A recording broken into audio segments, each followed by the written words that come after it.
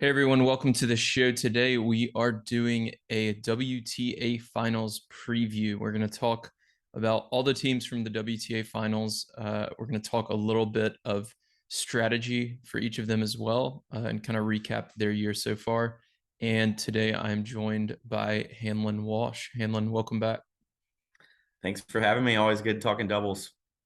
So let's go through these teams, 8 through 1. Right now, as we speak, the finals in Guadalajara is being played. So uh, Danilina and Haddad Maya are in that finals. If they win, I'm not sure if they can get all the way to seventh, but right now, I think they sit in the eighth position. So we will start with them. They made the finals in Australia at the beginning of the year. Then it seemed like we didn't hear a lot from them for a while. And then they made this big push in Guadalajara, beating a lot of really good teams in a row to catch Melicar, Martinez, and Perez and claim that eighth spot. Yeah, they really have had a pretty like start or beginning of the season and end of season strong results. But like you said, like in the middle of the season, didn't hear a ton about them. But they started off strong in Australia, and then I mean this week in Guadalajara, just when they needed results the most, they took out Garachi and Claypack first round. They beat Des Krauchik and Demi Shores second round.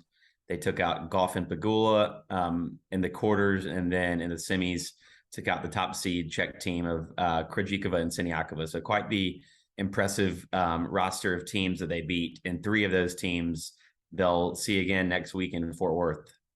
Yeah, yeah.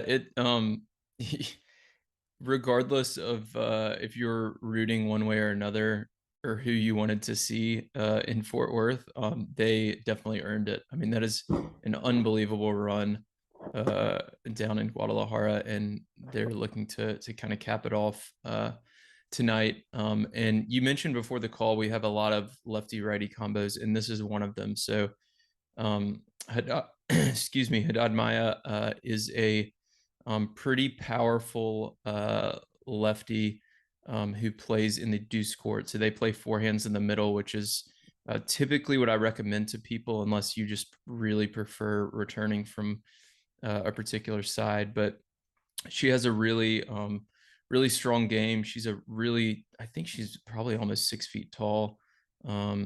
And then Danilina is really solid from the baseline as well. A good net player. So they have blended well down in Guadalajara, and it'll be interesting to see if they can continue that momentum.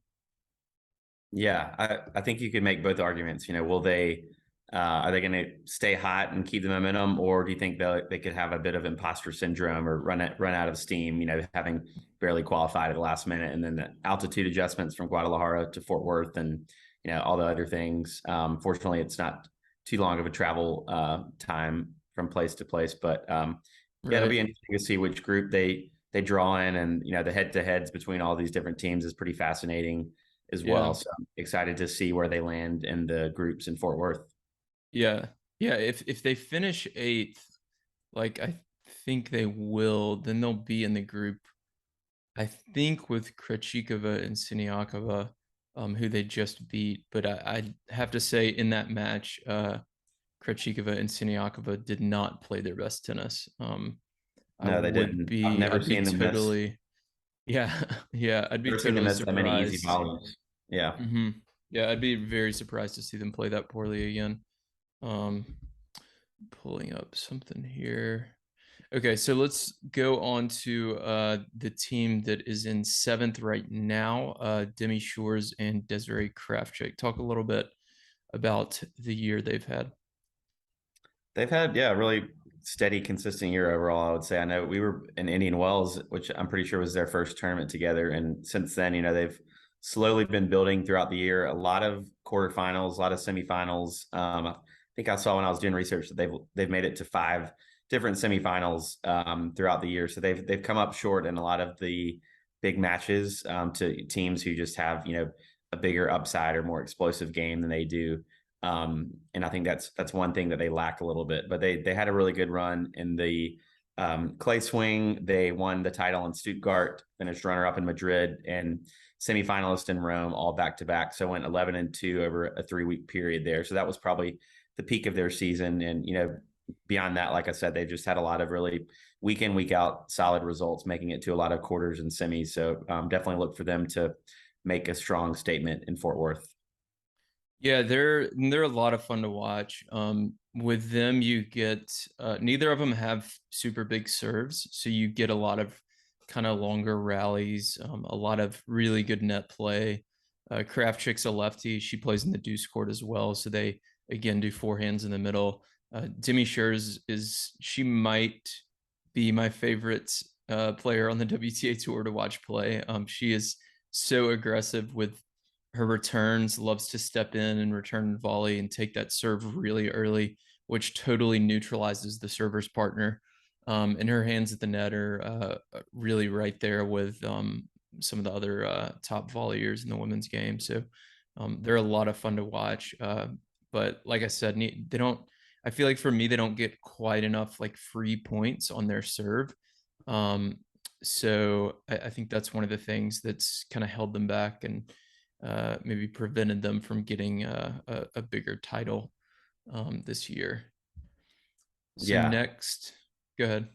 Well, I agree. I think that's probably, the reason why they have come up short in some of those big matches when they come up against somebody, like Gabby Dabrowski and Juju Almost, who they're Mhm. 0-2 against this year, or Krejcikova and Siniakova, or whoever, some of the top teams who have those more explosive weapons. That's seems to be when they've gotten into some trouble this year, and they've also come across unseeded teams like Katie McNally and Alicia Parks a few weeks ago that will just kind of come out of nowhere and can blank them in straight sets. So I feel like they've had kind of a mix of both of those outcomes happen to them this year.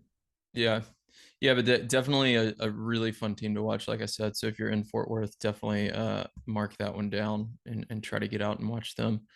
So next we have Yifan Shu, and I'm not gonna pronounce her name right. I think it's Zhao Xuan Yang. Um, so they are in the sixth spot right now. Um, and they made a pretty good run here in Guadalajara to the semifinals and took out Dabrowski and Olmos in the quarters and won Indian Wells earlier this year. So they've been a pretty consistent team throughout the year. And yeah, it'll be interesting to see how they do that. I feel like that was a pretty big statement win over Dabrowski and Olmos. They kind of puts them in the conversation for who can make a run into the semifinals and finals and potentially win this thing. Yeah, and they've played some of their best tennis on U.S. soil this year. They won at Indian Wells. They also won in San Jose this summer, and I know Fort Worth is certainly different than California, and summer to fall. But Mm-hmm. that's an added feather in their cap. And then they also have a 5-5 head to head against the rest of the field in 2022, which is better than actually a lot of teams who have losing records against the rest of the field. So it seems that they match up well with some of the teams. So it may just depend on which group they draw in and who their round robin opponents are. Yeah, yeah, and this is another lefty righty combo. So uh, Yifan Shu, she goes by Julie actually. So Julie Shu is a lefty. She plays in the deuce court.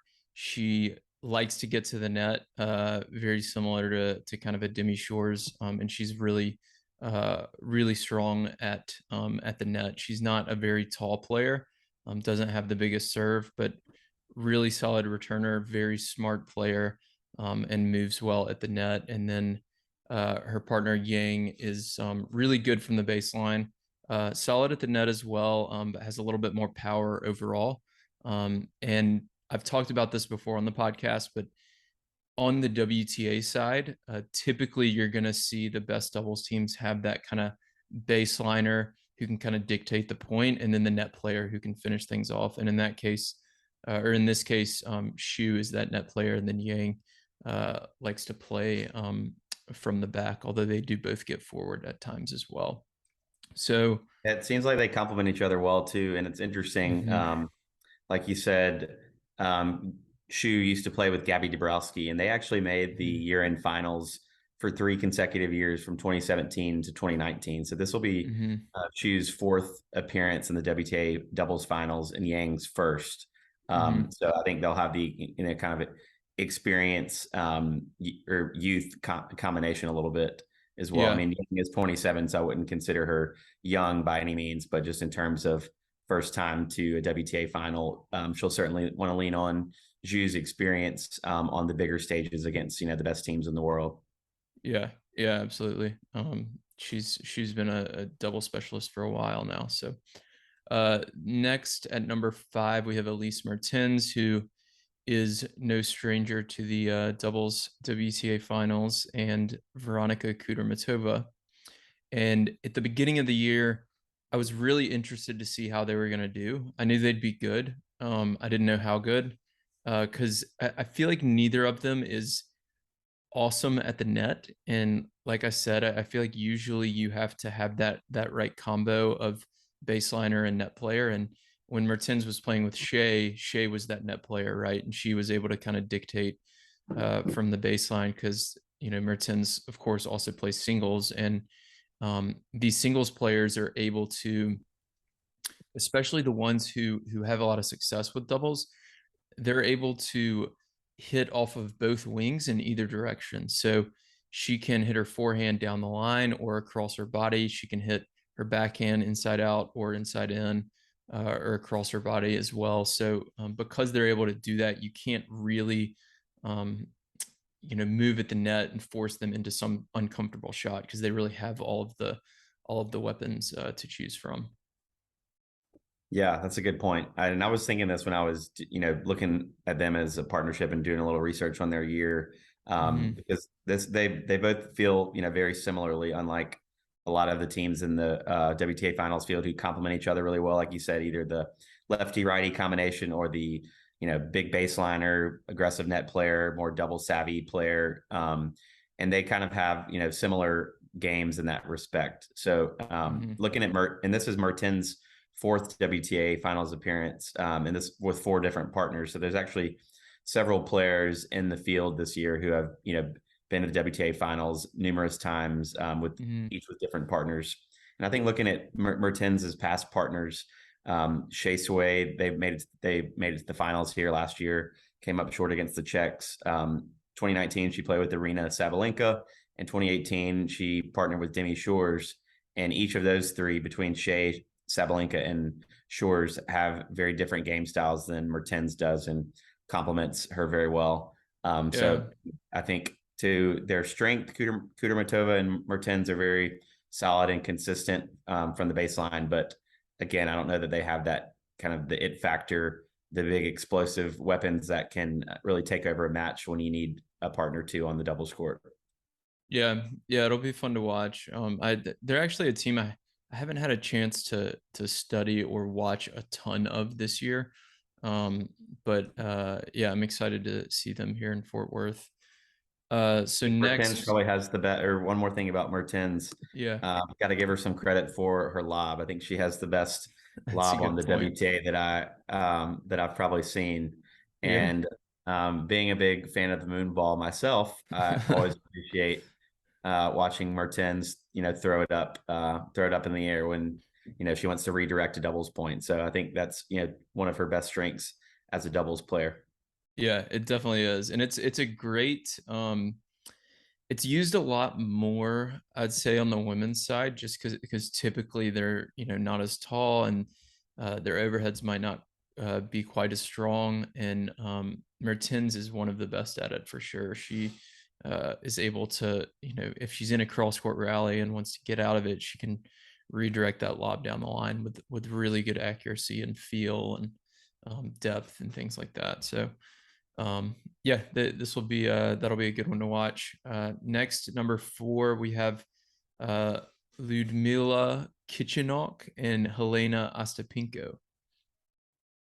So they won Cincinnati, is that right? Yeah, they Yeah. won Birmingham and Cincinnati, and then were finalists in Dubai and Eastbourne this year.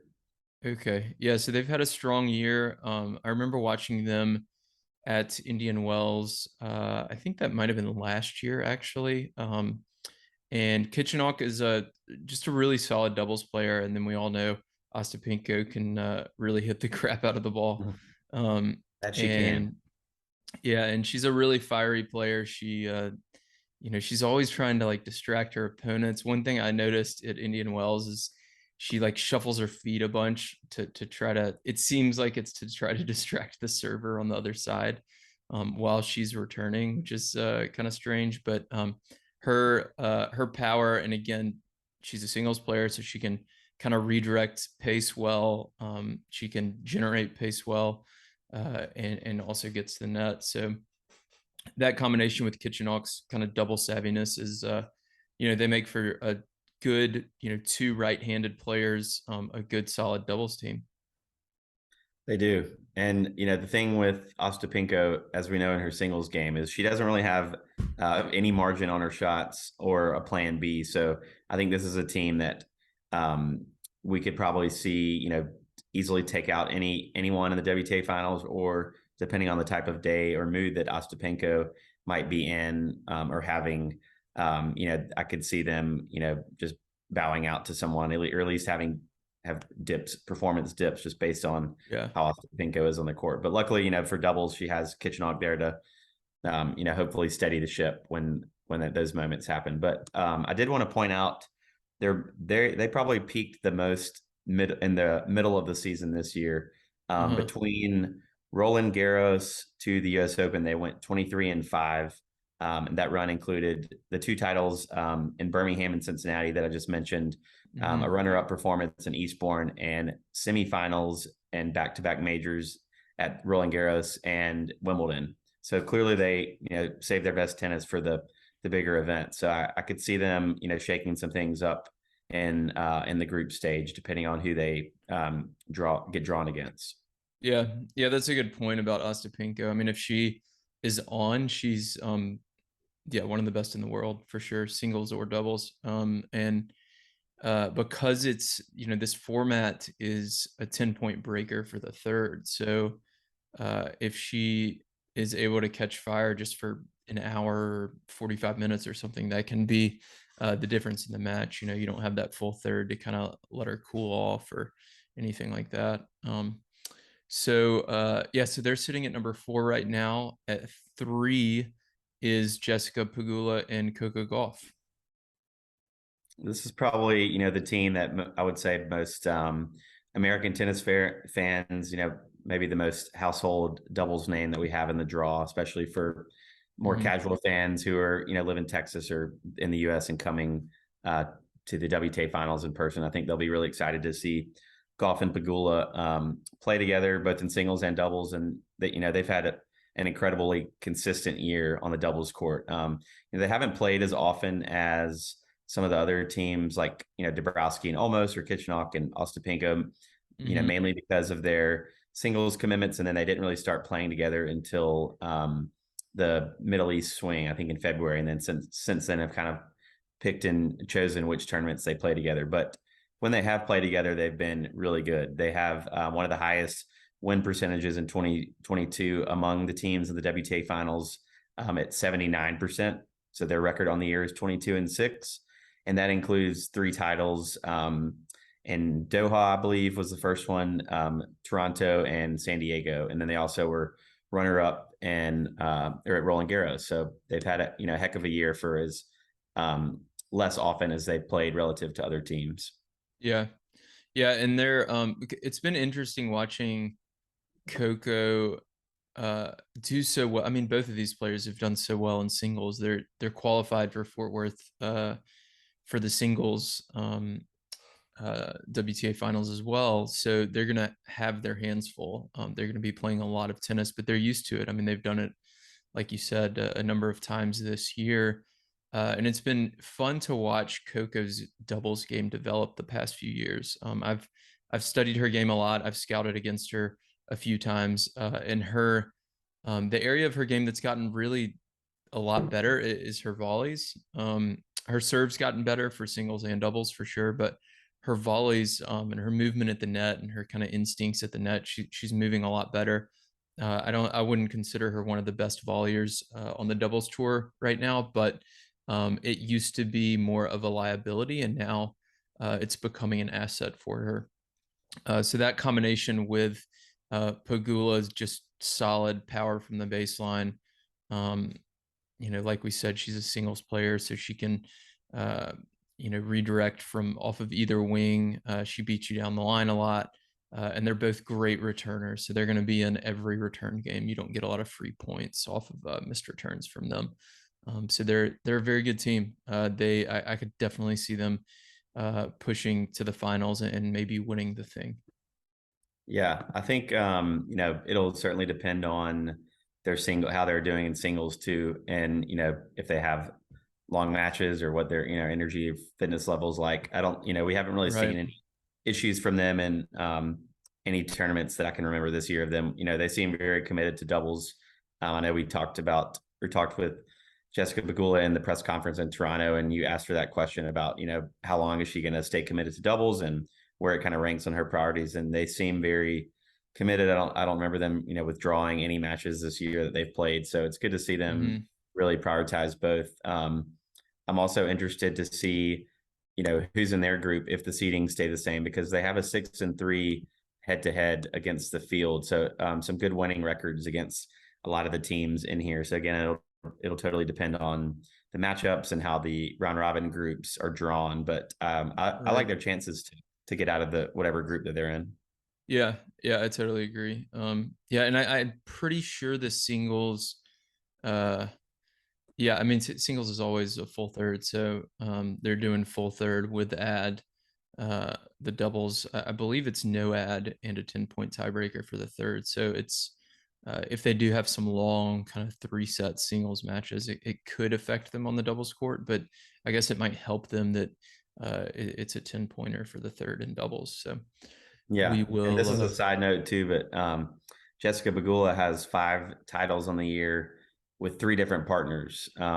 So she's won a title with she won with Aaron Rootliff in DC, mhm. and then I'm blanking on who the other one was, but she's won. She and Katerina Siniakova are the title leaders this year with multiple different partners. So I think that speaks a lot about Pagula's doubles game, that she's versatile and able to win with many different partners, including Coco. Yeah. Yeah, and I think she told us in Toronto that she's really trying to work on her kind of offensive net game as well. And it seems like she's continued to improve that for sure. I would say Coco is the stronger player at the net, but I don't think it's a big gap. I feel like Jessica can hold her own, but they're definitely their best combination is going to be with Coco at the net and Jessica back, kind of moving the ball around and setting up Coco at the net. So the second team right now at number 2 is Krejcikova and Siniakova. So this is the team I probably know better than anyone or any of the other teams. Krejcikova plays the deuce court. Siniakova plays the ad court. They use a lot of I formation. Um, and they are the best doubles team in the world. Siniakova is the best doubles player in the world in my mind. She is the best mover at the net of um, anyone on tour. She's very aggressive. Uh, her offensive volleys are really exceptional. Her backhand's incredible, and I think that they're probably going to win the thing again. Yeah, I think that's a safe assumption to make. They this year they were 18-0 in majors. They won all 3 majors they played: the Australian Open, Wimbledon, and U.S. Open. They didn't play the French. So they just show up when it matters. And I think given the round robin format, where they get to work their way into a few matches, and I think that'll certainly favor the better teams, rather than traditional single elimination like we see throughout the year. I think this will really help them get into the zone and feel confident heading into the semifinals. But not only this year, they've already won 6 majors, and they're only 26 years old. So I think bigger than winning the WTA Finals this year. Just thinking about where they kind of stack up in WTA doubles history, it'll be really interesting to see. If they can keep this up, I think they could certainly become one of, if not the best doubles teams of all time. Because surely they have, if they stay healthy and keep playing together, which a lot can change, they could easily have 10 more solid years together. Yeah. And this is, I believe, the WTA Finals is the only really major tournament they haven't already won, because they won the career Grand Slam this year when they won the U.S. Open.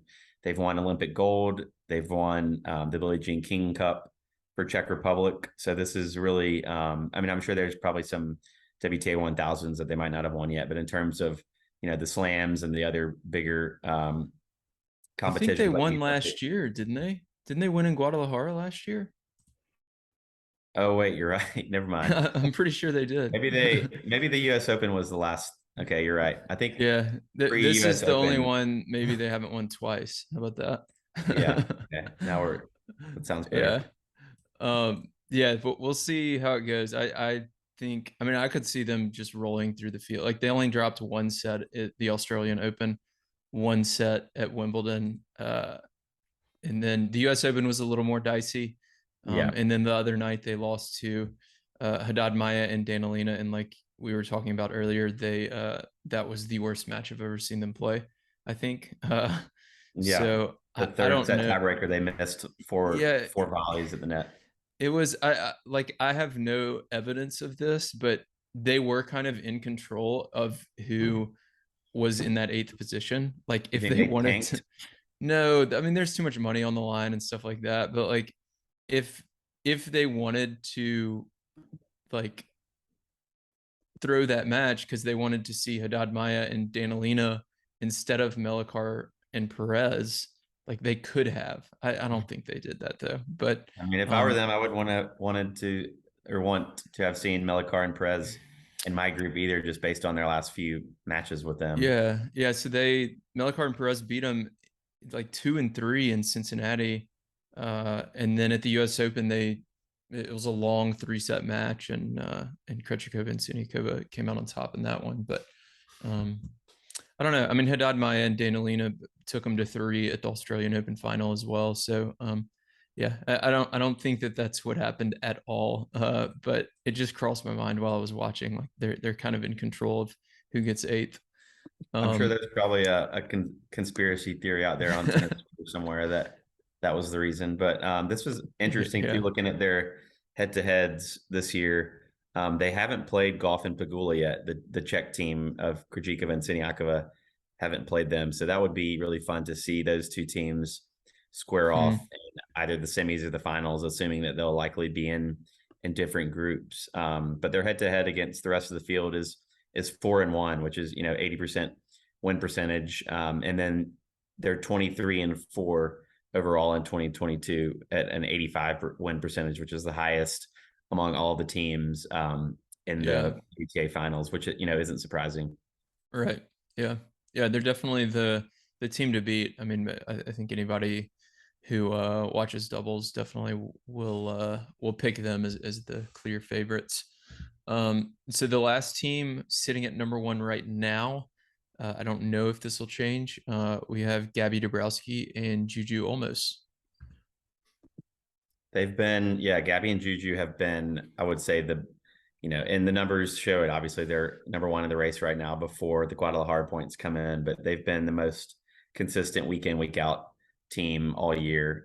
They've won 2 titles together and have made just what feels like every tournament they enter, they make at least the quarters or the semis, finals. They've always, been the team that's just kind of been there all year. I know they had a little bit of a slower start, but they really started hitting their stride around Indian Wells and through the clay and grass swing and hard court swing. So they've had just a really great year. They're 36-16 in 2022 with a 69% win percentage, and I think that just speaks to their consistency every week. Yeah, they've had a really strong year. Yeah, Gabby's a really fun player to watch again. She's one of those doubles specialists who's really good at the net. Her movement at the net is as good as anybody out there. And she has really solid returns, a pretty good serve, and from the baseline, she also has some pretty good lobs, kind of like Mertens. So she uses that kind of variety to get to the net. You'll see her constantly kind of pushing forward. She'll slice, she'll lob down the line and come in behind it. She poaches a lot from the net, and then Juju's more of just kind of the solid baseliner. She gets the net as well, but if they're both at net, Gabby's typically the stronger net player, and Juju's kind of dictating with her forehand. But they were on the podcast with us in Toronto, and have had a really good year, and are definitely, I wouldn't be surprised at all to see them in the finals, or maybe even win the thing, because they hung with Krejcikova and Siniakova at the U.S. Open a few months ago, and yeah, they're number one for a reason. So we'll see how it goes. Would you say that Gabby or and Siniakova are the two, individually? Would you say they're the two strongest doubles players in the field, just on their own, or who Um, who would you? yeah, probably so. I mean, Gabby's been here a few times, and she's played with a number of different players, and it seems like when she's playing consistently and playing well, she's just a really smart, um, yeah, really good doubles player. Siniakova, I think Siniakova is number one, and I think it's pretty by a decent margin, or decent enough margin. She's uh, plays a lot of singles too, so I think that kind of helps her a little bit more. Gabby doesn't play any singles, so you won't see her hitting from the baseline in matches when maybe she needs to for whatever reason, but Siniakova can do that. Um, so yeah, I would say those two are the best two doubles players in the field. Demi Shures is really good. She's just not quite as like strong or tall, so she doesn't have a big serve or a big weapon, um, like Dabrowski and Siniakova do. But she's also a great doubles player, really fun to watch. Julie Shu's great as well. A lot of double specialists and some good singles players in the field too. So it's Yeah, going to be there's a lot fun. of players. It's interesting. It seems like there's like crop of players who have made it. This is will be their fourth time going back to Mm-hmm. 2017, 2018. Krejcikova and Siniakova. This will be their fourth WTA Finals to qualify for. I believe this will be Gabby's fifth. I'm pretty sure. And Okay. then Demi Shores, Mertens, Shu, all of them. This is their fourth finals. So you kind of have this crop of very experienced players who've been playing doubles for a while, and then a lot of newer players, whether it's Goff and Pagula, who have just been finding double success in the last year or two together, or Ostapenko and Kitchenok making it for the first time together this year. So it'll be interesting to see how the veterans and the first timers play together or against Yeah. each other. Yeah. It's going to be a lot of fun to watch. So I think we'll wrap up here. For anybody listening, if you're going to the WTA Finals in Fort Worth, Hanlon and I will be there. Definitely reach out to me and we can watch some doubles together. You can always email me, will@thetennistribe.com. It's probably the best way to reach out. Hanlon, any parting words before we hop off here? One more double stat for you, and this is was also pretty fascinating that of the 8 teams that were in the WTA finals last year, only one of them is back for more this year, and that's the Czech team of Krejcikova and Siniakova. A lot of players are back in the finals again this year. Actually, 7 of 16 doubles players that'll be playing at Fort Worth were in the finals last year, but there's just been a lot of partnership transitions and just shakeups at the top of the tour. So a lot of the teams this year are playing together in the finals for the first time. So Mm. that's my parting stat and wisdom for the doubles nerds out there. That's interesting. On the ATP, I think it's like 3 or 4 are going to be the same. Yeah, this So year was yeah, definitely a big transition year for a lot of the WTA doubles team. So, and I yeah, think it'll be interesting too after, a lot of partnerships will probably stick it out through the end of the year, knowing that they have a good chance of qualifying for the finals. And then, if they're in the race, then obviously more incentives to stay together, even maybe if they wanted to call it quits sooner than later. So sure. I think at the end of every year, we always see teams, mixing and matching a little bit like we did last year. So the beginning Yeah, of 2023 will be fun to watch which teams, stay together and which teams jump ship. yeah, yeah, it will be. Cool. Awesome. Well, this was fun. Thanks everyone for listening. Definitely reach out if you're going to Fort Worth. If not, be sure to watch it on TV. It'll be on Tennis Channel. So be sure to watch as much of the doubles as possible. I think during pool play, matches are going to start at 3 o'clock Central Time in the US. And then the second doubles match is going to be after the two singles matches. So that will start, I think, at 9 p.m. Central Time. And then I'm not sure what the schedule is for the semis and finals, but most of the week during pool play, that will be the schedule. So thanks everyone again. And I will talk to you in the next episode. If you want to become a smarter doubles player and start winning more matches, then join the Tennis Tribe Doubles Strategy newsletter. Every single Thursday, I'll send you a new doubles tip or tactic that you can use in your very next match. And when you join, you're going to get a free guide on how to play with more confidence and start dominating at the net in doubles. My name's Will. I'm the founder of the Tennis Tribe, and over the last 5 years, I've worked with players at every level of the game, from USTA 3.0 players all the way to Division I college programs, as well as some of the top 10 doubles players in the world. And on Thursdays, with this strategy newsletter, I share that knowledge and advice that I've gained over the years with you. So to sign up, you can go to thetennistribe.com. And again, you'll get that free net play guide when you join.